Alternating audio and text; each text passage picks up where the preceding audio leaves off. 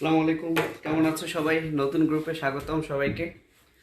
আমি একটা কথা লিখি, তোমরা দেখো একটু বুঝতে পারো কিনা এবং আমার কথা স্পষ্ট কিনা আমাকে একটু জানাও।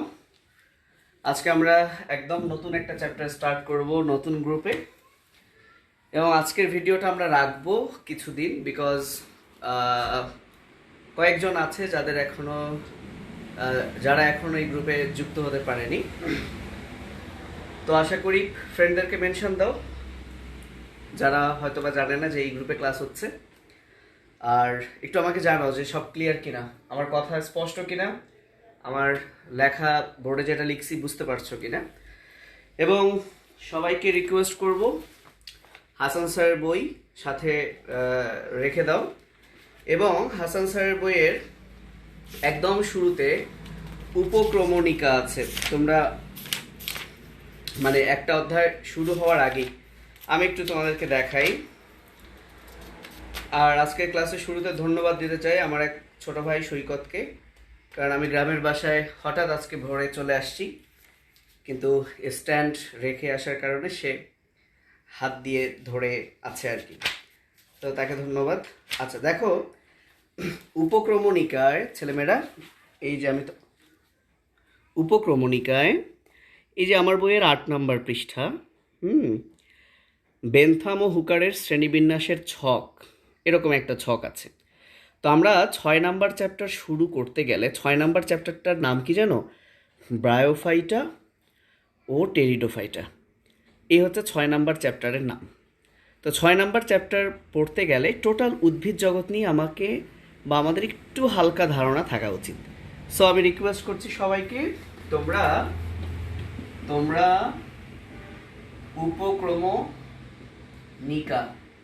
উপক্রমণিকার 8 নং পৃষ্ঠায় চলে যাও। 8 নং পৃষ্ঠায় চলে যাও, এবং আমরা এখান থেকে কিছু জিনিস বুঝবো। আমরা এতদিন বোটানি পড়েছি, বাট উদ্ভিদ নিয়ে আসলে পড়াশোনা আছে তোমাদের বইয়ে 5, 6, 7, মানে উদ্ভিদের পরিচিতি। 5 নাম্বার অধ্যায়ে আছে থ্যালোফাইটা, শৈবাল ছত্রাক। 6 নাম্বারে হচ্ছে ব্রায়োফাইটা, টেরিডোফাইটা, অ্যান্ড 7 নাম্বারে নগ্নবীজি, আবৃতবীজি। 7 নাম্বারটা তোমরা সেকেন্ড ইয়ারে পড়বা, আর 5, 6 পড়বা হচ্ছে ফার্স্ট ইয়ারে। তো চলো, আশা করি 100+ তোমরা এখন দেখছো। তো আমরা শুরু করি। বেনথাম হুকারের শ্রেণীবিন্যাসটাও এর সাথে আমরা একটু বুঝাই দিই, যদিও এটা তোমাদের রিটেনের জন্য ইম্পর্টেন্ট না, কারণ সেটা তো কোনো অধ্যায়ের মধ্যে নাই, তবে অ্যাডমিশনে বা যে কোনো জায়গায় এমসিকিউ আসতে পারে। আচ্ছা, তো বেনথাম এবং হুকার এই দুইজন এই দুনিয়ায় যত উদ্ভিদ আছে সবাইকে তো একত্রে আমরা বলবো উদ্ভিদ জগৎ, বা ইংরেজিতে হচ্ছে প্ল্যান্ট কিংডম। এই দুনিয়ায় যত উদ্ভিদ আছে সমগ্র উদ্ভিদ জগৎকে এনারা দুইজন দুই ভাগে ভাগ করেছে। এখন আমি যদি তোমাদেরকে বলি যে ভাইয়া তোমরা উদ্ভিদকে ভাগ করো তো দুই ভাগে, তো উদ্ভিদকে দুই ভাগে ভাগ করলে এই দুই ভাগের মধ্যে দুনিয়ার সব উদ্ভিদ পড়বে। সেটা হচ্ছে কিছু উদ্ভিদের ফুল আছে, কিছু উদ্ভিদের ফুল নাই, অর্থাৎ কেউ পুষ্পক কেউ অপুষ্পক। যারা পুষ্পক তার যেহেতু পুষ্প সহ আছে তাই তাদেরকে বলে সপুষ্পক, আর আরেকটা হচ্ছে অপুষ্পক। সো বেনথাম হুকার এই কাজটাই করেছেন। তারা এই দুনিয়ার সকল উদ্ভিদকে, অর্থাৎ উদ্ভিদ জগৎকে তারা দুইটা ভাগে ভাগ করেছেন। একটা দলের পুষ্প হয় না, তারা হচ্ছে অপুষ্পক, আর একটা দলের পুষ্প হয়, তারা হচ্ছে সপুষ্পক। এবং কমন সেন্স এটাই বলে যে যাদের ফুল হয় তারা অবশ্যই উন্নত। তাহলে অপুষ্পক হচ্ছে অনুন্নত, সপুষ্পক হচ্ছে উন্নত। তো এই উদ্ভিদ জগৎকে দুই ভাগে ভাগ করা হলো। এক পাশে আমি লিখে ফেলি অপুষ্পক, আর এক পাশে আমি লিখে ফেলি সপুষ্পক। তো বেনথাম হুকার ওনারা তো আর বাংলায় লেখেননি, তাহলে এই অপুষ্পক সপুষ্পককে যে গ্রিক ভাষায় বা ল্যাটিন ভাষায় কি বলে আমরা সেটা দেখব। অপুষ্পককে বলা হয়, ইংরেজিতেই লিখে দেই, ক্রিপ্টোগ্যামিয়া। সেখান থেকে বলে রাখি, ক্রিপ্টো, তোমরা নিষ্ক্রিয় গ্যাসের নাম শুনেছ, ক্রিপ্টন, তাই না? হিলিয়াম, নিয়ন, আর্গন, জেনন, রেডন আছে না ওরকম ক্রিপ্টন। সো তোমরা যদি এই যে হিলিয়াম নামটা কেন করা হয়েছে, হিলিয়াস মানে সূর্য, নিয়ন নামটা কেন করা হয়েছে, নিও মানে নতুন, আর্গন নামটা কেন করা হয়েছে, আর্গো মানে হচ্ছে অলস, মানে সেটা খুব নিষ্ক্রিয় বা এরকম টাইপের। সেরকম ক্রিপ্টো নামটা কেন করা হয়েছে, ক্রিপ্টন ওই নিষ্ক্রিয় গ্যাসের, কারণ ক্রিপ্টো কথাটার অর্থ হচ্ছে গুপ্ত, লুকানো, লুকিয়ে ছিল সেখান থেকে পাওয়া হয়েছে এরকম টাইপের। সো এ কারণেই একে ক্রিপ্টোগ্যামিয়া বলা হয়, কারণ ক্রিপ্টো মানে যদি হয় গুপ্ত, সো গুপ্ত মানে হচ্ছে লুকিয়ে আছে। কি লুকিয়ে আছে? পুষ্প লুকিয়ে আছে। সো লুকিয়ে থাক আর যেখানেই থাক, সেটাকে তো আমরা দেখতে পাচ্ছি না, মানে নাই। সো অপুষ্পক মানে হচ্ছে ক্রিপ্টোগ্যামিয়া। সো মনে রাখো ক্রিপ্টো কথাটার অর্থ হচ্ছে গুপ্ত, লুকানো। আর যেটা সপুষ্পক, এই সপুষ্পক উদ্ভিদগুলোকে আমরা বলি ফ্যানারোগ্যামিয়া। এই ফ্যানো কথাটার অর্থ হচ্ছে ভিজিবল, মানে দৃশ্যমান, অর্থাৎ এই ধরনের উদ্ভিদের পুষ্প ভিজিবল, দেখা যায়, দৃশ্যমান, তাই তাদেরকে বলা হয় ফ্যানারোগ্যামিয়া। ওকে, ক্লিয়ার? আচ্ছা, তো এখন হচ্ছে ঘটনা, এই যে অপুষ্পক যারা, যাদের পুষ্প হয় না, যাদের ফুল হয় না, এদেরকে আবার দুই ভাগে ভাগ করা হয়েছে। তবে এই ভাগটা বেন্থাম হুকার করেননি, তোমাদের 6 নম্বর চ্যাপ্টারে এই ভাগটা করা আছে। তো আমি বেন্থাম হুকারের ভাগটা আগে লিখি, তারপর 6 নম্বর চ্যাপ্টারে কিভাবে ভাগটা আছে সেটা আমি দেখাবো। আচ্ছা, তো এই অপুষ্পক উদ্ভিদ অর্থাৎ ক্রিপ্টোগ্যামিয়াকে 3টা বিভাগে ভাগ করা হলো। 1 নাম্বার বলা হচ্ছে থ্যালোফাইটা, 2 নাম্বার হচ্ছে ব্রায়োফাইটা, এবং 3 নাম্বার হচ্ছে টেরিডোফাইটা। সো আমাদের বুঝতে হবে থ্যালোফাইটা, ব্রায়োফাইটা, টেরিডোফাইটা বিষয়টা কি। ফাইটা বলতে এখানে উদ্ভিদ বোঝাচ্ছে, ফাইটা বলতে কি বোঝাচ্ছে? উদ্ভিদ। তাহলে সামনের এই ওয়ার্ডগুলোই হচ্ছে মেইন অর্থ। থ্যালোফাইটা মানে যে সকল উদ্ভিদের থ্যালাস আছে, দেহ থ্যালাস। প্রশ্ন হচ্ছে থ্যালাস কি? যদিও থ্যালাস মানে সাগর, এ সকল উদ্ভিদকে আইডেন্টিফাই করা হয়েছে সাগর থেকে, এ কারণে নাম হয়েছে থ্যালোফাইটা। বাট থ্যালোফাইটা উদ্ভিদের একটা বিশেষ বৈশিষ্ট্য হচ্ছে, তাহলে আমি যদি এভাবে লিখে ফেলি, থ্যালোফাইটা মানে এদের দেহ হচ্ছে থ্যালাস যুক্ত। প্রশ্ন হচ্ছে হোয়াট ইজ থ্যালাস? প্রশ্ন হচ্ছে হোয়াট ইজ থ্যালাস? আমরা সবাই জানি যে একটা গাছ বা একটা উদ্ভিদের কথা চিন্তা করলে উদ্ভিদের 3টা অংশ আমরা বলি, যে একটা হচ্ছে মূল, একটা কাণ্ড, আর একটা হচ্ছে পাতা, তাই না? উদ্ভিদের 3টা অংশের কথা বলি, একটা মূল, একটা কাণ্ড, আর একটা কি? পাতা। এখন অনেক উদ্ভিদ আছে, যেমন তোমরা যখন রাস্তাঘাটে হাঁটো দেখবা যে রাস্তা সবুজ হয়ে গেছে, বা একটু ভেজা ভেজা সাথে পরিবেশে দেখবা যে দেয়াল সবুজ হয়ে গেছে। তো ওই যে দেয়াল যে সবুজ হয়ে গেছে, ওই সবুজ জিনিসটাও কিন্তু একটা উদ্ভিদ। কিন্তু ওই উদ্ভিদের কি মূল, কাণ্ড, পাতা তুমি আলাদা করতে পারবা? যে ওই যে কি বলে, যেটাকে অ্যাকচুয়ালি আমরা শ্যাওলা বলি, যেটা রাস্তাঘাট পিচ্ছিল করে, দেয়ালের গায়ে হয়ে দেয়াল নষ্ট করে, তাহলে ওই শ্যাওলাগুলোর তুমি কোনটা মূল, কোনটা কাণ্ড, কোনটা পাতা সেটা কিন্তু বলতে পারবে না। তাহলে যে সকল উদ্ভিদের মূল কোনটা, কাণ্ড কোনটা, পাতা কোনটা ডিফারেন্সিয়েট করা যায় না, তারাই হচ্ছে থ্যালাস যুক্ত উদ্ভিদ, বা তারাই হচ্ছে থ্যালোফাইটা। অর্থাৎ তাদের সব অঙ্গগুলোই হচ্ছে সমান, আলাদা করে কোনটা মূল, কোনটা কাণ্ড, কোনটা পাতা তুমি কিন্তু বুঝতে পারবে না। তাই তাদের বাংলা হচ্ছে সমাঙ্গদেহী উদ্ভিদ। তাহলে থ্যালোফাইটার বাংলা কি? সম অঙ্গদেহী, একসাথে সমাঙ্গদেহী উদ্ভিদ। এবং তাহলে থ্যালাস বা থ্যালোফাইটা বা সমাঙ্গদেহী উদ্ভিদ মানে কি বলবো? যে সকল উদ্ভিদের মূল, কাণ্ড ও পাতায় পৃথক করা যায় না, তুমি বুঝতেই পারবা না এই শ্যাওলার কোনটা মূল, মানে আলাদা করে আলাদা করা যায় না, একক একটা অঙ্গ, মূল, কাণ্ড, পাতায় পৃথক করা যায় না, সেটাই হচ্ছে থ্যালোফাইটা। আশা করি থ্যালোফাইটা বা থ্যালাস এই বিষয়টা নিয়ে তোমাদের আর কারো কোনো প্রবলেম থাকবে না। এখন এই থ্যালাস থেকে একটা টার্ম আছে, সেটা হলো থ্যালয়েড। সেটা হচ্ছে কি ভাইয়া? থ্যালয়েড। সো নামের শেষে অয়েড থাকা মানে যে মতো, এটা কিন্তু তোমরা সবাই জানো যে নামের শেষে অয়েড থাকা মানে হচ্ছে মতো। তাহলে থ্যালয়েড কথাটার অর্থ হচ্ছে থ্যালাসের মতো। তো দেখা যায় এরা তো থ্যালোফাইটাই, এদের তো সবই থ্যালাস। দেখা যায় এর চেয়ে উন্নত ব্রায়োফাইটা, তার চেয়ে উন্নত টেরিডোফাইটা, এদেরও কিছু স্ট্রাকচার আছে যারা দেখতে এরকম থ্যালাসের মতো, তাই তাদের বেলায় তখন আমরা সেটাকে বলবো থ্যালয়েড। বাই দ্য ওয়ে, আসা যাক ব্রায়োফাইটা, এটাকে বলে মশ বর্গীয় উদ্ভিদ, আর টেরিডোফাইটাকে বলে ফার্ন বর্গীয় উদ্ভিদ। এবং মনে রাখবা অপুষ্পক হচ্ছে অনুন্নত, সপুষ্পক হচ্ছে উন্নত, আর এদের মধ্যে এটা সবচেয়ে অনুন্নত, এর চেয়ে উন্নত এটা, এর চেয়ে উন্নত এটা, দেন এদের যখন ভাগ পড়ব তখন তাদের উন্নত দেখব। তো তোমাদের বইয়ে এই যে থ্যালোফাইটা দেখছো, এটা হচ্ছে পঞ্চম অধ্যায়ের পড়া, আর এই যে ব্রায়োফাইটা টেরিডোফাইটা দেখছো, এটা হচ্ছে ষষ্ঠ অধ্যায়ের পড়া।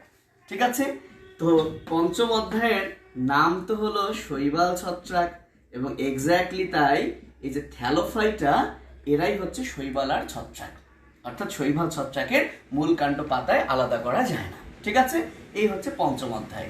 এবং এই তিনটা অপুষ্পকের মধ্যে, এই তিনটা ক্রিপ্টোগ্যামিয়ার মধ্যে সবচেয়ে অনুন্নত হচ্ছে থ্যালোফাইটা, তাই এদেরকে বলা হয় লোয়ার ক্রিপ্টোগ্যামাস। লোয়ার মানে নিম্ন শ্রেণীর, ক্রিপ্টোগ্যামাস মানে অপুষ্পক উদ্ভিদ। ঠিক আছে, ঠিক আছে। আচ্ছা, আর এই দুইটা যেহেতু এদের চেয়ে উন্নত, তাহলে এদেরকে বলা হয় হায়ার ক্রিপ্টোগ্যামাস। এদেরকে কি বলা হয়? হায়ার ক্রিপ্টোগ্যামাস। ঠিক আছে, তাহলে মনে রাখবা কোন উদ্ভিদের চেয়ে কোন উদ্ভিদ উন্নত, এটা মনে রাখার সহজ বুদ্ধি হলো তোমাদের বইয়ের অধ্যায় 5, 6, 7।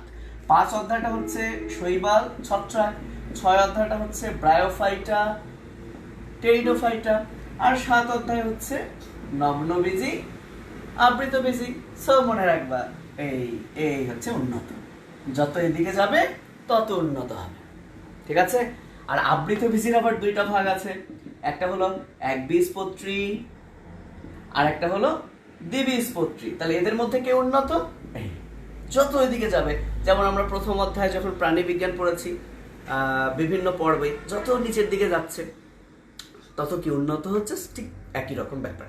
তাহলে আজকের অধ্যায় হচ্ছে আমাদের এইটা, এবং এটা পড়তে গেলে এই যে আমি তিনটার মধ্যে একটা হালকা কোরিলেশন করে দিই, কিছু জিনিসের একটা বেসিক দেই, তাহলে তোমাদের এই দুইটা পড়তে আরো ভালো লাগবে এবং আরো মজা লাগবে। তো সেই বেসিকটা কি? সেই বেসিকটা কি সেটা হচ্ছে, আমি এখানে মুছে দিলাম, এখানে একটা দাগ দাও, অথবা এইখানে দাগ দিতে পারো। এই যে এটা যে লিখলাম, হ্যাঁ, যেহেতু তোমরা সবার শেষে এটা লিখছো, এইখানে একটা হালকা দাগ দিলাম। মনে রাখবা এই দাগের এপাশে যারা আছে তারা হচ্ছে হ্যাপ্লয়েড। কি বলেছি? এই দাগের এপাশে যারা আছে তারা হচ্ছে হ্যাপ্লয়েড, আর এই দাগের এপাশে যারা আছে তারা হলো ডিপ্লয়েড। তো আমরা সবাই জানি যারা ডিপ্লয়েড তারা উন্নত উদ্ভিদ, তারা উচ্চ শ্রেণীর উদ্ভিদ। এক্স্যাক্টলি, তাহলে এরা হচ্ছে উচ্চ শ্রেণীর উদ্ভিদ আর এরা হচ্ছে নিম্ন শ্রেণীর উদ্ভিদ। এবং তোমাদের মনে পড়ে কিনা, কোষ বিভাজন পড়ার সময় আমি হাগা পড়াইছিলাম। হাগা মুতা প্রায় সব ক্ষেত্রেই বলি আমি। হাগা মানে হচ্ছে হাতে হ্যাপ্লয়েড, অর্থাৎ দুনিয়ায় যারা হ্যাপ্লয়েড তারা গাতে গ্যামেটোফাইটিক। তারা গাতে কি? গ্যামেটোফাইটিক, অর্থাৎ গ্যামেট ধারণকারী উদ্ভিদ। ঠিক আছে, তাহলে এরা সবাই হচ্ছে গ্যামেটোফাইটিক। আমি যদি বাংলায় লিখে দিই, এরা সবাই হচ্ছে গ্যামেটোফাইটিক। আর যারা একটু উন্নত তাদেরকে বলা হয় স্পোরোফাইটিক। স্পোর মানে রেণু, অর্থাৎ তারা স্পোর বা রেণু ধারণকারী উদ্ভিদ, তারা হচ্ছে স্পোরোফাইটিক। এটা মনে রাখবা, কারা গ্যামেটোফাইটিক কারা স্পোরোফাইটিক। যারা হ্যাপ্লয়েড তারাই গ্যামেটোফাইটিক। হাগা হাগা হাগা হাগা হাগা, ক্লিয়ার? আচ্ছা, ওকে। এখন কোষ বিভাজনের একটা বেসিকে যাই। আমরা মানুষ, আমরা কিন্তু, তোমরা লিখবা না, আমরা কিন্তু ডিপ্লয়েড জীব, আমরা কিন্তু ডিপ্লয়েড জীব। কিন্তু আমি ছেলে, আমার শুক্রাণু আছে, সেটা হ্যাপ্লয়েড। আবার যে মেয়ে, তার ডিম্বাণু আছে, সেটা হ্যাপ্লয়েড। তাহলে লক্ষ্য করো তো, আমি হচ্ছি ডিপ্লয়েড, কিন্তু আমার মধ্যে আবার হ্যাপ্লয়েডও আছে। তার মানে আমি ডিপ্লয়েড হলেও আমার মধ্যে হ্যাপ্লয়েড দশাটাও কিন্তু আছে। কিন্তু আমি যেহেতু উন্নত, আমার প্রধান দশাটা হচ্ছে ডিপ্লয়েড। আমার প্রধান দশাটা কি? ডিপ্লয়েড। হ্যাপ্লয়েড দশাটা আমার এই ডিপ্লয়েডের উপর ডিপেন্ডেন্ট। আমি আবারও বলছি, প্রত্যেকটা জীবের হ্যাপ্লয়েড দশাও আছে, ডিপ্লয়েড দশাও আছে। যেমন যে উদ্ভিদটা হ্যাপ্লয়েড, তাদের শুক্রাণু ডিম্বাণু যখন মিলে তখন কিন্তু ভাইয়া জাইগোট হয়, সেটা কি ডিপ্লয়েড না? তাহলে যারা হ্যাপ্লয়েড জীব তাদেরও কিন্তু জাইগোটটা কি? ডিপ্লয়েড হয়ে গেল। তার মানে মনে রাখবা আজীবন যে প্রত্যেকটা জীবের হ্যাপ্লয়েড দশাও আছে, ডিপ্লয়েড দশাও আছে। কিন্তু ও প্রধানত কোনটা, ও যদি প্রধানত হ্যাপ্লয়েড হয় তাহলে তার ডিপ্লয়েড দশাটা হ্যাপ্লয়েডের উপর নির্ভর করবে, আর ও যদি প্রধানত ডিপ্লয়েড হয় তাহলে ওর হ্যাপ্লয়েডটা ডিপ্লয়েডের উপর নির্ভর করবে। তাহলে এক্ষেত্রে আমরা আরেকটা বৈশিষ্ট্য বলতে পারি যে এরা যেহেতু গ্যামেটোফাইটিক, তার মানে এদেরও ডিপ্লয়েড দশা আছে, অর্থাৎ এদেরও স্পোরোফাইটিক দশা আছে। কিন্তু এরা যেহেতু গ্যামেটোফাইটিক, তাহলে এদের প্রধান দশা কোনটা, গ্যামেটোফাইট। তাহলে এদের বেলায় স্পোরোফাইটটা গ্যামেটোফাইটের উপর নির্ভরশীল হবে। তাহলে 3 নাম্বার আমি বলতে পারি যে গ্যামেটোফাইটটা স্পোরোফাইটের চেয়ে বস। তাহলে এখানে গ্যামেটোফাইটটাই হচ্ছে প্রধান, স্পোরোফাইটটা গ্যামেটোফাইটের উপর নির্ভর করবে। আর এরা যেহেতু মেইনলি স্পোরোফাইটিক, এদেরও গ্যামেটোফাইট আছে, কিন্তু এরা যেহেতু স্পোরোফাইটিক তাহলে এদের স্পোরোফাইটটাই হচ্ছে বস। এদের বেলায় গ্যামেটোফাইটটা স্পোরোফাইটের উপর নির্ভর করবে। আশা করি বুঝতে পারছো। আমরা সবাই জানি যে টুয়েন মানে যেহেতু উচ্চ শ্রেণীর উদ্ভিদ, তো যারা উচ্চ শ্রেণীর উদ্ভিদ, উদ্ভিদ বলতেই আমরা বুঝি মূল, কাণ্ড, পাতা, তাই না? তাহলে যারা উচ্চ শ্রেণীর উদ্ভিদ তার অবশ্যই মূল, কাণ্ড, পাতা থাকবে। তাহলে আমি যদি 4 নাম্বার পয়েন্ট দিই, তাহলে আমি বলতে পারি এরা যেহেতু উচ্চ শ্রেণীর উদ্ভিদ তাহলে এদের প্রত্যেকেরই মূল, কাণ্ড, পাতায় বিভক্ত এরা। বাট এরা যেহেতু নিম্ন শ্রেণীর, এদের বেলায় মূল, কাণ্ড, পাতায় 3টা জিনিস নাই। এর মধ্যে মজার বিষয় হচ্ছে ব্রায়োফাইটার মূল নাই, কিন্তু কিছু কিছু ব্রায়োফাইটার আবার কাণ্ড, পাতা আছে। সব ব্রায়োফাইটার না, কিন্তু কোনো ব্রায়োফাইটারই মূল নাই যেহেতু নিম্ন শ্রেণীর। আর এদের বেলায় তো একটাও নাই, মূলও নাই, কাণ্ডও নেই, পাতাও নেই, অর্থাৎ কোনটা মূল, কোনটা কাণ্ড, কোনটা পাতা আলাদা করা যায় না। তাহলে এটা একটা পার্থক্য হলো। আচ্ছা, তো এবার তোমরা যে একটা জিনিস লক্ষ্য করো, যার মূল, কাণ্ড, পাতা আছে, কাণ্ড বড়, পাতা বড়, তাহলে মূল থেকে পানি শোষণ করার পর এই পানিটাকে পরিবহন টিস্যুর মাধ্যমে পাতায় পাঠাইতে হবে, ঠিক কি না? তাহলে পরিবহন টিস্যু কার থাকবে? যাদের এরকম কাণ্ড আছে, পাতা আছে, মূল আছে, অর্থাৎ যারা একটু বড় বড় উদ্ভিদ। সো এই কারণে প্রথম পরিবহন টিস্যু তৈরি হয় কিন্তু টেরিডোফাইটায়। তাহলে এদের কারো পরিবহন টিস্যু নাই। তাহলে দেখো শৈবাল ছত্রাক প্রত্যেকেরই কিছু কমন কিন্তু বৈশিষ্ট্য হয়ে গেল, যেটা বেন্থাম হুকারের ওই বৈশিষ্ট্যের মধ্যে কিন্তু আছে। বুঝতে পারছো? তাহলে একটা প্রশ্ন আসে, খুব ইম্পর্টেন্ট, যে নিচের কোনটি ভাস্কুলার ক্রিপ্টোগ্যামাস? দেখি আনসার করো তো। নিচের কোনটি ভাস্কুলার ক্রিপ্টোগ্যামাস? শৈবাল ছত্রাক, ব্রায়োফাইটা, টেরিডোফাইটা, নগ্নবীজি, আবৃতবীজির মধ্যে। আমি একটু তোমাদের কমেন্ট দেখছি, তোমরা একটু প্রশ্ন উত্তর দাও তো ভাইয়া, যে নিচের কোনটি ভাস্কুলার ক্রিপ্টোগ্যামাস? আমি তোমাদের একটু কমেন্ট করছি, ঠিক আছে?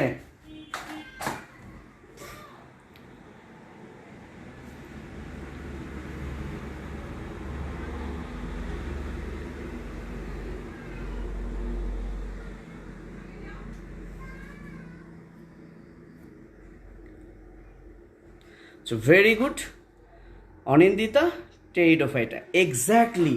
কারণ আমরা সবাই জানি পরিবহন টিস্যুর অপর নামই হচ্ছে ভাস্কুলার টিস্যু, আর এই 3টা হলো ক্রিপ্টোগ্যামাস। তাহলে এই 3টার মধ্যে এটা থ্যালোফাইটা, ব্রায়োফাইটা, টেরিডোফাইটা, এদের মধ্যে ভাস্কুলার টিস্যু আছে কাদের? তাহলে এই ক্রিপ্টোগ্যামাস আবার ভাস্কুলার টিস্যু আছে। So pteridophyta is called vascular cryptogams. ঠিক আছে? তাহলে দেখো আমরা শৈবাল ছত্রাকের অধ্যায় পড়াচ্ছি না, আমরা সপ্তম অধ্যায়ও পড়াচ্ছি না, কিন্তু আমরা একসাথে কয়েকটা তুলনা কিন্তু করে ফেললাম। আমাদের অধ্যায় হচ্ছে ব্রায়োফাইটা এবং টেরিডোফাইটা, এবং এই সিকোয়েন্স জানলে আমি এমন কিছু প্রশ্ন করব, তোমরা উত্তর দিতে পারবে। প্রশ্নগুলো কি? আমি যদি প্রশ্ন করি ব্রায়োফাইটাকে নগ্নবীজির সাথে সম্পর্ক স্থাপন করে কে? টেরিডোফাইটা। আমি যদি বলি নিম্ন শ্রেণীর থ্যালোফাইটার সাথে টেরিডোফাইটাকে যুক্ত করে কে? ব্রায়োফাইটা। আমি যদি বলি টেরিডোফাইটাকে আবৃতবীজির সাথে যুক্ত করে কে? নগ্নবীজি। ঠিক আছে? 4টা অপশন থাকলে এর মধ্যে কে উন্নত, কে অনুন্নত, আশা করি তোমরা এখন সবই পারবা। ঠিক আছে ভাইয়া? তো চলো আমরা আমাদের এই অধ্যায়ের নাম লিখে ফেলি। তাহলে আমরা অধ্যায় এখন স্টার্ট করি নাই, কিন্তু ওভারঅল একটা ধারণা দিলাম উদ্ভিদগুলোর বিষয়ে। এবার এই অধ্যায় থেকে কি কি প্রশ্ন রিটেনের জন্য, এমসিকিউ এর জন্য পড়তে হবে, আমি শুরুতে সেই জিনিসগুলো লিখে দিই, তারপর তোমাদেরকে আমরা এক এক করে পড়াবো। ঠিক আছে? এবং আজকে আমি আরও একটু কম পড়াবো, কারণ হচ্ছে একজন কষ্ট করে হাত দিয়ে ধরে আছে, ওর কষ্ট হচ্ছে। হ্যাঁ, এবং ইনশাল্লাহ কালকে আবার ভোরে, এটা খুব আর্জেন্ট কাজে আজকেই ভোরে চলে আসছি দিনাজপুর নীলফামারী, কালকে আবার ইনশাল্লাহ চলে যাব, দেন আর সমস্যা হবে না। তো চলো আমরা অধ্যায়ের নামটা লিখে ফেলি। অধ্যায় 6, উদ্ভিদ বিজ্ঞান। উদ্ভিদ বিজ্ঞান খুবই ছোট অধ্যায়, বাট একটু যদি বুঝি আমাদের জিন্দেগিতে এটা আর ভুল হবে না। বুঝতে হবে জিনিসগুলো, বুঝে বুঝে পড়তে হবে। তাহলে আমরা লিখব উদ্ভিদ বিজ্ঞান 6 নম্বর চ্যাপ্টার। চ্যাপ্টারটার নাম হচ্ছে ব্রায়োফাইটা ও টেরিডোফাইটা। তাহলে প্রথমে আমরা প্রশ্ন লিখি গ এবং ঘ এর জন্য। প্রথমে আমরা প্রশ্ন লিখি গ এবং ঘ এর জন্য, ঠিক আছে? আমাদের এটাই বেশি গুরুত্বপূর্ণ। আর ক খ এর জন্য যেগুলো, সেগুলো এমসিকিউ এর জন্য ইম্পর্টেন্ট, সেগুলো ভালো তামা করে পড়তে হবে। তাহলে প্রথমে আমরা গ ঘ এর জন্য কি পড়বে এই চ্যাপ্টার থেকে? 2টা প্রশ্ন, আর কোনো প্রশ্নই নাই। এর মধ্যে একটা প্রশ্ন হচ্ছে, কপাল ভালো থাকলে এটাই পরীক্ষায় চলে আসবে, টেরিসের জনুক্রম। টেরিসের জনুক্রম, এবং এই টেরিসের জনুক্রম পড়লেই প্রোথালাস, এই প্রোথালাস সম্পর্কে পড়া হয়ে যাবে। এই প্রোথালাস টেরিসের জনুক্রম এর মধ্যেই পড়বে।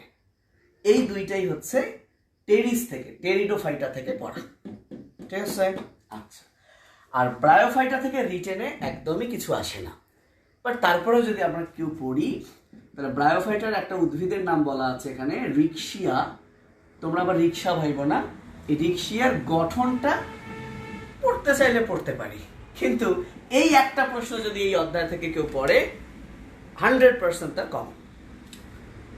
রিস্ক না নেওয়ার জন্য 1% চান্স আছে এটা আসার, এটাও আমরা পড়ে ফেলবো, এছাড়া আর অধ্যায় কিছু নেই। তো চলো 2 মার্কসের জন্য কিছু গুরুত্বপূর্ণ প্রশ্ন এখানে আছে, আমি সেগুলো একটু বলে দিই। 2 মার্কসের জন্য, মানে খ এর জন্য। তাহলে আমি এটা মুছে ফেলি, আশা করি লেখা হয়ে গেছে, নাহলে স্ক্রিনশট দিয়ে নাও। তাহলে আমি যদি এটা একটু মুছে ফেলি, তাহলে ক খ দুটাই লিখি, ক খ দুটার জন্যই কিছু প্রশ্ন লিখি। একটা হচ্ছে ব্রায়োফাইটার মধ্যে আলোচনা করা আছে রিক্সিয়া, এটা যেহেতু বৈজ্ঞানিক নাম তাই নিচে আমি দাগ দিচ্ছি। তো এই রিক্সিয়াকে লিভার ওয়ার্ড বলে, লিভার ওয়ার্ড বলে। কেন? তাহলে রিক্সিয়াকে লিভার ওয়ার্ড কেন বলে? সো এটা একটা প্রশ্ন, এটার উত্তর আমি এখানেই দিই। লিভার মানে যকৃত, ওয়ার্ড মানে হচ্ছে আগাছা। সো এটা এক ধরনের আগাছা টাইপের, দেখতে যকৃতের মতো, মানুষের যে কলিজা যকৃত তার মতো, তাই এটাকে বলে লিভার ওয়ার্ড, ঠিক আছে? এটা একটা ক্ষয়ের প্রশ্ন। আচ্ছা, অথবা কতে আসতে পারে, নিচের কোনটিকে লিভার ওয়ার্ড বলে। 2 নাম্বার, টেরিডোফাইটার যে উদ্ভিদটা নিয়ে তোমাদের বইয়ে আলোচনা করা আছে সেটা হলো টেরিস, সেটা হলো টেরিস। এই টেরিসকে আবার বলে সানফার্ন, টেরিসকে সানফার্ন বলে। প্রশ্ন হয় কেন বলে? তো সান মানে কি? সূর্য। তো সূর্যের আলো বা রোদ, এই রোদে এরা জন্মাতে পারে, তাহলে রোদে জন্মাতে পারে, এ কারণেই টেরিসকে সানফার্ন বলে। এবং মূলত এরা রোদেই জন্মায়, স্যাঁতস্যাঁতে জায়গায় জন্মায়, মানে কি বলে, আলো বা রোদ যেখানে নাই, ছায়াপূর্ণ জায়গায় এরা জন্মায় না, এ কারণে একে বলে সানফার্ন। সো এটাও একটা 2 নাম্বার প্রশ্ন, মানে ক্ষয়ের জন্য ইম্পর্টেন্ট। আশা করি হয়ে গেছে, উত্তরটা হয়ে গেল। চলে আসি নেক্সট খ নাম্বার প্রশ্ন, নেক্সট 3 নাম্বার খ নাম্বার প্রশ্ন। এই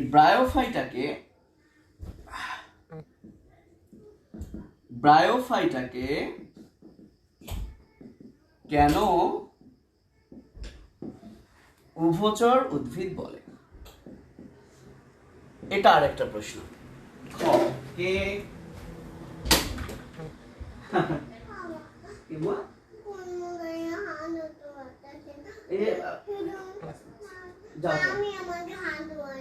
আচ্ছা যাও,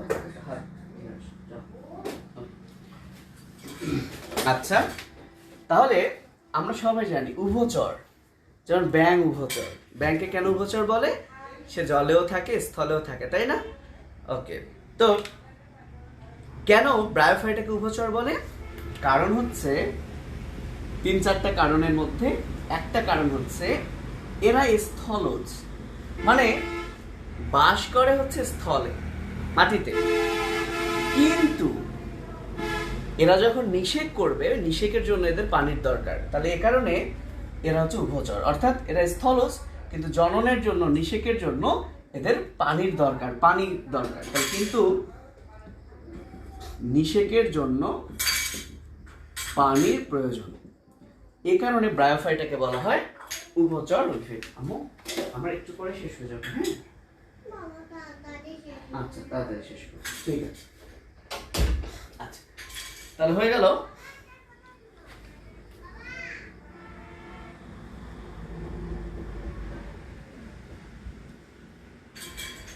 তাহলে আমরা 3টা খ মার্কের প্রশ্ন কিন্তু লিখে ফেললাম।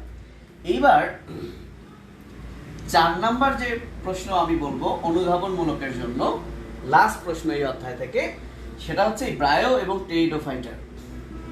ব্রায়ো ও টেরিডোফাইটার বৈশিষ্ট্য, এবং আমরা যদি এদের বৈশিষ্ট্য পড়ি তাহলে এদের মধ্যে পার্থক্যটা কি সেটাও পারবো, এবং কখনো কখনো পার্থক্য কিন্তু গ বা ঘ এর মধ্যেও দিয়ে দিতে পারে। ঠিক আছে ভাইয়া? তাহলে এই দুইটার বৈশিষ্ট্য, বিশেষ করে শনাক্তকারী বৈশিষ্ট্য, শনাক্তকারী বৈশিষ্ট্য, এটা কিন্তু গ ঘয়েও আসতে পারে, 2 মার্কসেও কিন্তু আসতে পারে, তবে গ ঘয়ে আসার সম্ভাবনা মনে হয় এটার বেশি। তাহলে ক্ষয়ের জন্য ইম্পর্টেন্ট প্রশ্ন আমি দাগিয়ে দিলাম। তাহলে আমি প্রথমে গ ঘয়ের জন্য কি পড়বা, আমি শুধু প্রশ্ন বলে দিচ্ছি, এখনো পড়াই নাই। ক্ষয়ের জন্য 4টা প্রশ্ন পড়বা, এর মধ্যে 3টার আনসার আমি একটু হালকা হালকা কিন্তু বলে দিলাম, তাই না? এবং ওইটার আনসার অতটুকুই, কিন্তু ব্রায়োফাইটা টেরিডোফাইটার বৈশিষ্ট্যের আনসার কিন্তু বুঝতে হবে, অনেক বেশি আছে, তাই এটা আমি শর্টকাটে আর বলা গেল না, সো এটা আমরা পড়বো। এবার আমি একটু কয়ের জন্য কোন কোন শব্দ, কোন কোন কথা খুব গুরুত্বপূর্ণ সেটা আগে দাগায় দিই, কারণ এই দাগানোগুলো ইম্পর্টেন্ট। ভবিষ্যতে এই অধ্যায় যখন পড়বা, এই যতটুকু দাগাইছি এতটুকু যাতে কখনোই ভুল না হয়। চলো চলো আমরা এখন দেখব কয়ের জন্য, কয়ের জন্য বেশি কি ইম্পর্টেন্ট। তাহলে আমি কয়েকটা ঝটপট টার্ম লিখি, তোমরা ঝটপট টার্মগুলো লেখো, দেন আমরা এই টার্মগুলো বুঝবো। প্রথম টার্ম হচ্ছে ফ্রন্ট, দেন হচ্ছে পিনা, তারপর হচ্ছে র্যামেন্টাম, তারপর হচ্ছে সার্সিনেট ভার্নেশন, তারপর হচ্ছে ক্রোজিয়ার, রাইজোম,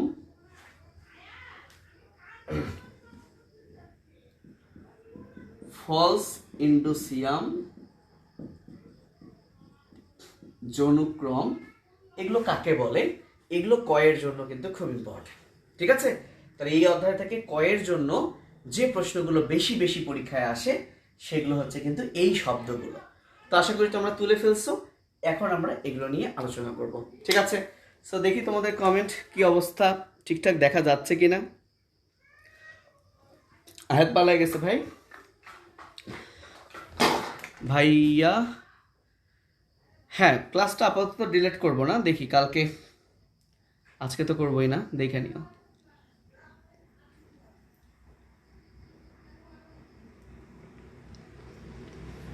ওকে,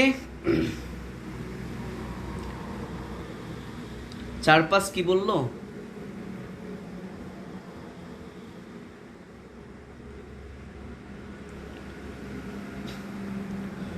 কায়সার বলছে ধুর এত আটকাইলে হয় নাকি। কায়সার তো নিজেরই ঠিক নাই তো ভাই, নিজের নেট ঠিক করো, ধুর নিজেকেই বলো। আমার এখানে হেভি স্পিড আছে ভাই, যার প্রবলেম তার নিজেরই প্রবলেম। ওকে, চলে আসো, আমরা এখনই টার্মগুলো পড়ি। আজকে আমরা এই সবগুলো টার্ম শিখে ফেলবো ইনশাআল্লাহ। টার্মগুলো আজকে শিখি, বড় প্রশ্নে আমরা পরের দিন যাই। ঠিক আছে? তো অধ্যায়টার নাম যেহেতু ব্রায়োফাইটা এবং টেরিডোফাইটা, তো আমরা শুরুতে অবশ্যই আমরা ব্রায়োফাইটা আলোচনা করব।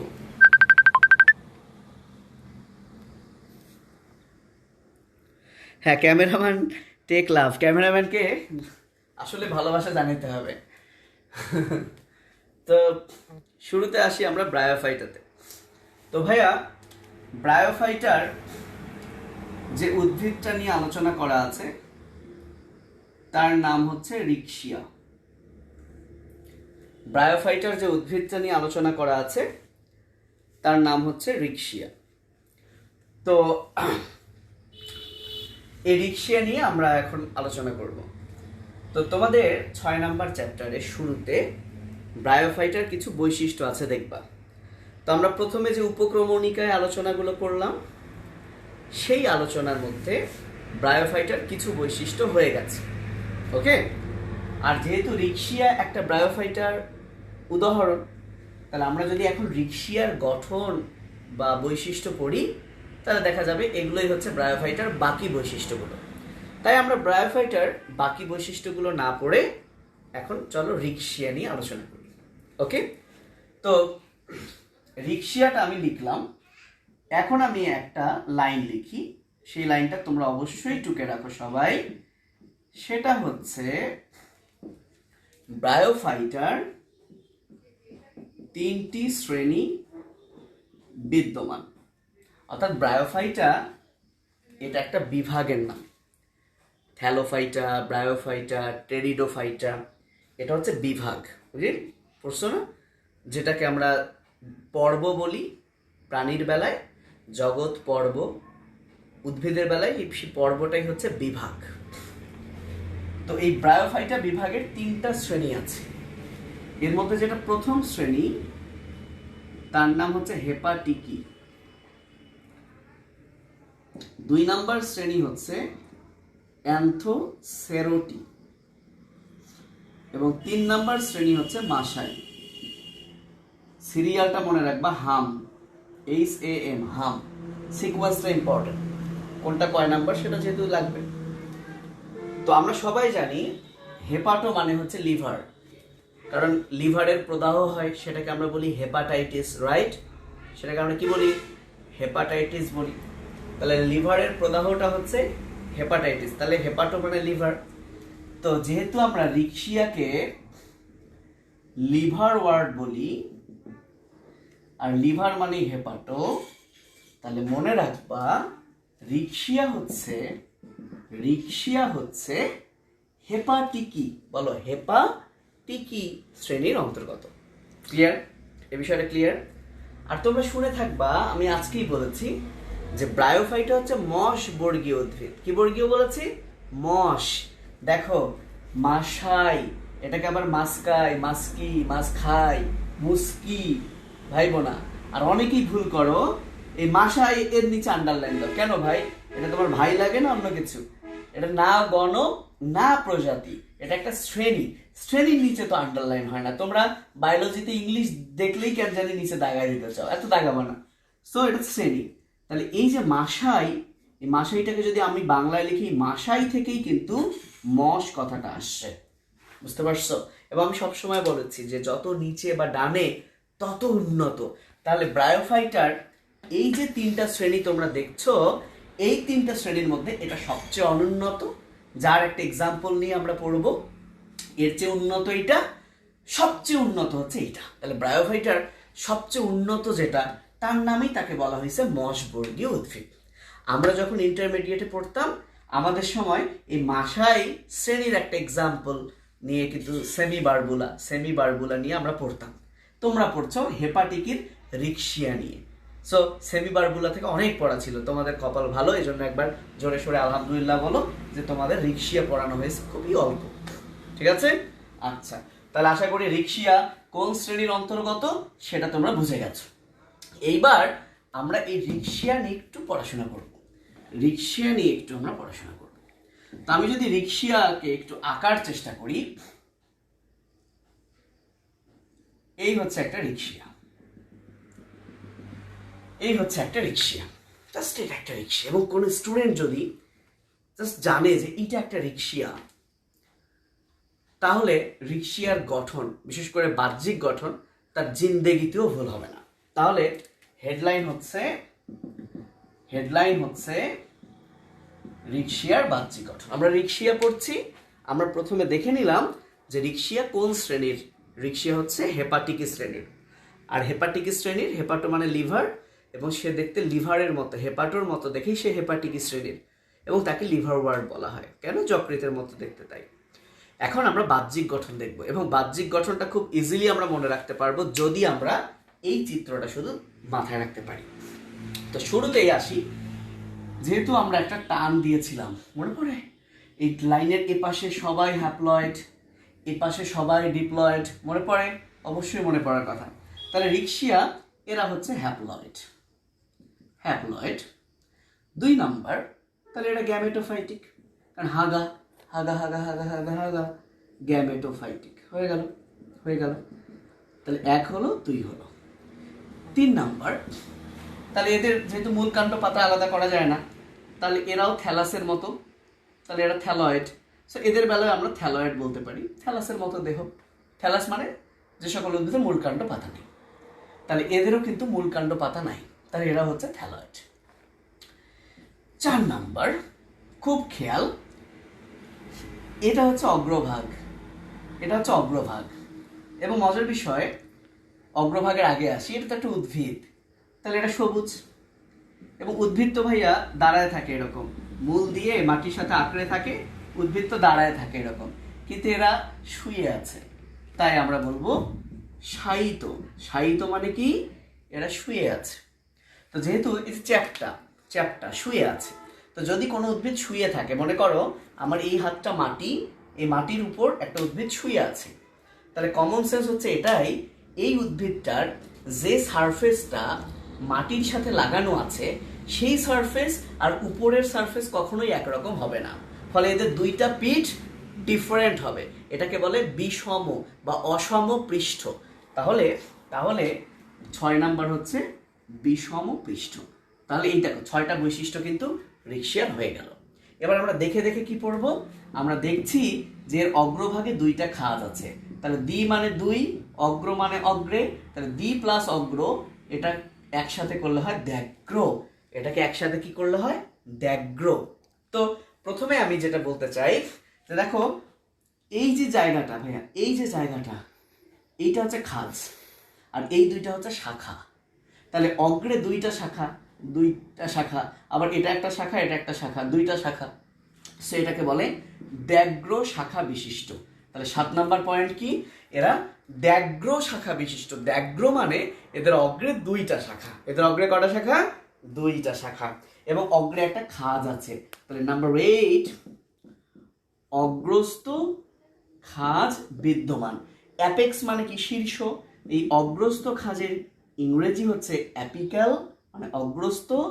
নচ, নচ মানে খাদ, নচ মানে খাদ। যেমন আমাদের এইটা, এটাকে বলে জুগুলার নচ, এই জায়গায় একটা খাদ আছে, জুগুলার নচ। তো কয়টা হলো? 8টা বৈশিষ্ট্য দেখো আমাদের কিন্তু হয়ে গেছে। এবার চলে আসো নাম্বার 9।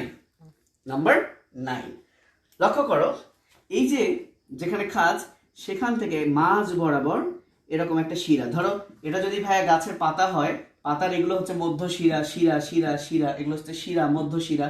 তাহলে এর মাছ দিয়েও এরকম একটা শিরা বের হয়, তো এটাকে বলা হয় মধ্য শিরা। তাহলে 9 নাম্বার, মধ্য শিরা বিদ্যমান। ছেলের মনে হয় হাত লেগে গেছে না? আচ্ছা, 9 নাম্বার, আমিও ঘেমে যাচ্ছি। 9 নাম্বার হচ্ছে মধ্য শিরা বিদ্যমান, মধ্য শিরা বিদ্যমান। 10 নাম্বার, 10 নাম্বার, এই যে এটা একটা রিকশিয়া, সো এরকম অনেকগুলো রিকশিয়া এরা একসাথে থাকে। তাহলে এরকম অনেকগুলো রিকশিয়া যদি একসাথে থাকে ভাইয়া, কেমন দেখতে লাগবে?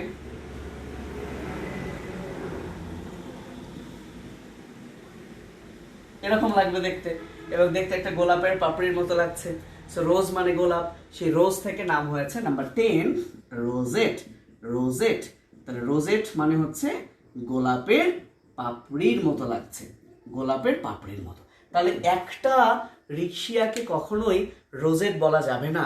রোজেট তখনই বলবো যখন অনেকগুলো রিকশিয়া একত্রে সজ্জিত হয়ে থাকে, তখন এদেরকে দেখতে গোলাপের পাপড়ির মতো লাগে, সেটা কি বলা হচ্ছে? রোজেট। ঠিক আছে?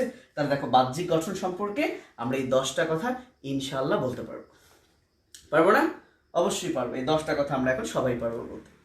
একটু কয়েকবার পড়লেই হবে ইনশাল্লাহ, সেটার দিকে তাকালেই হবে। ঠিক আছে, এখন এই রিক্সার ভেতরে কি আছে কেটে কুটে দেখবো। কয় মিনিট হয়েছে আজকে কেটে দেখবো না নেক্সট ক্লাসে কেটে দেখবো, সেটা তোমাদের উপর ডিপেন্ড করবে, তোমরা একটু আমাকে জানাও। এই তো আরেকটা জিনিস আমি এখানে লিখে দিতে চাই। আমরা একটু আগে বলেছি যে ব্রায়োফাইটার কাণ্ড পাতা থাকুক না থাকুক যায় আসে না, কারো আছে কারো নাই, কিন্তু মূল কারোই নাই। ওই হেপাটিকি শ্রেণীরও নাই, অ্যান্থোসেরাটিরও নাই, মাসাইয়েরও মূল নাই, মূল কারোই নাই। তো মূল যদি না থাকে তাহলে এই যে আমি এখানে এরকম এরকম দিছি, তাহলে মূলের পরিবর্তে কিছু তো থাকবে যেটার সাহায্যে সে মাটির সাথে আটকে থাকবে। একটা পাতাও তো শুয়ে থাকে মাটিতে, বাতাসে ফু দিলে তো উড়া যাবে। তাহলে একটা উদ্ভিদ ফু দিয়ে উড়াউড়ি করছে, এটা সম্ভব? অবশ্যই মূল না থাকুক, তাহলে এমন কিছু থাকবে মূলের মতো যেটা মাটির সাথে আঁকড়ে রাখবে, যেটা মাটি থেকে মূলের মতো বিভিন্ন উপাদান আদান প্রদান করবে। তো মনে রাখবা গ্রিক ভাষায় 11 নাম্বার, গ্রিক ভাষায় রাইজ কথাটার অর্থ হচ্ছে মূল। মনে রাখবা রাইজ মানে হচ্ছে মূল। তাহলে মূলের মতো এদের যে স্ট্রাকচার তাকে বলে রাইজয়েড, বিকজ অয়েড মানে হচ্ছে মতো। তাহলে 11 নাম্বার বৈশিষ্ট্য মনে রাখবা, এদের মূল নাই কিন্তু রাইজয়েড থাকে, এটা হচ্ছে মূলের পরিবর্তে থাকে রাইজয়েড। তাহলে মূল কি করে? মূল কি করে? পানি খনিজ লবণ শোষণ করে। তাহলে এই রাইজয়েডও পানি এবং খনিজ লবণ শোষণে ভূমিকা রাখে। তাহলে আমাদের উচ্চ শ্রেণীর উদ্ভিদের মূল একই সাথে আঁকড়ে ধরে রাখে, আবার পরিবহনেও ভূমিকা রাখে, শোষণেও ভূমিকা রাখে, শোষণেও ভূমিকা রাখে। তাহলে কথা হচ্ছে পরিবহন করে, তাহলে কথা হচ্ছে এদের বেলায় যেটা মূলের পরিবর্তে রাইজয়েড, সেটা শুধু পানি লবণ শোষণ করছে, তাহলে আঁকড়ে ধরতে হবে না।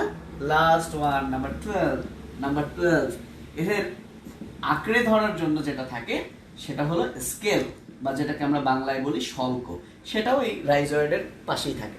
তাহলে দেখো স্কেল বা শল্ক এটা কি করে? আঁকড়ে ধরে, আঁকড়ে ধরে। স্কেল বা শল্কর সাহায্যে আঁকড়ে ধরে।